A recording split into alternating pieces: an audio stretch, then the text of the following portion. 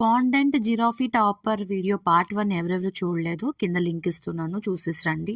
ఈ పార్ట్ 2లో వచ్చేసి ఫేస్ ఈ విధంగా పింక్ షేడ్ అయితే చేసేసుకున్న తర్వాత నోస్ అండ్ మౌత్, ఐస్ అన్నీ కూడా ఫాండెంట్ టూల్స్ యూస్ చేసి ఇన్సర్ట్ చేసేసుకోవాలన్నమాట. తర్వాత వచ్చేసి ఆ కొమ్ములు అనేవి ఒక చిన్న హోల్ అయితే క్రియేట్ చేసేసుకొని తర్వాత ఇన్సర్ట్ చేసుకోవాలి. సేమ్ ఇయర్స్ కూడా అంటే డాట్ మార్క్ అయితే క్రియేట్ చేసుకొని వాటర్ బ్రష్ చేసేసుకొని పేస్ట్ చేసేసుకోండి. ప్రతిదీ కూడా వీడియోలో చూపిస్తున్నట్టు ఈజీగా మానిటర్ చేస్తే మీకు ఈజీగా వచ్చేస్తుంది.